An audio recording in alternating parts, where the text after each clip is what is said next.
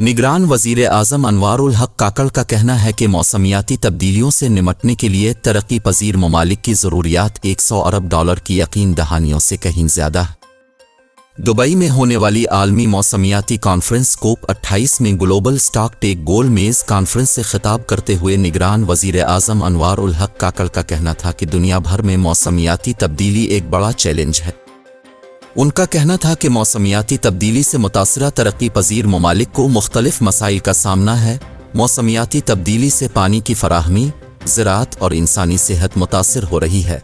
तरक्की पजीर ममालिक को मौसमियाती चैलेंज से निमटने के लिए फिनांस, इस्तिदाद-ए-कार और टेक्नोलॉजी की ज़रूरत है।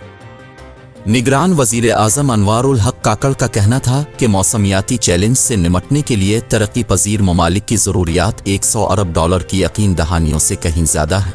सालाना नुकसान का तखमीना ही $400 अरब है। 2030 तक कम अज़ कम $6 ट्रिलियन तरक्की पजीर ममालिक की ज़रूरियात पूरी करने के लिए देना होंगे।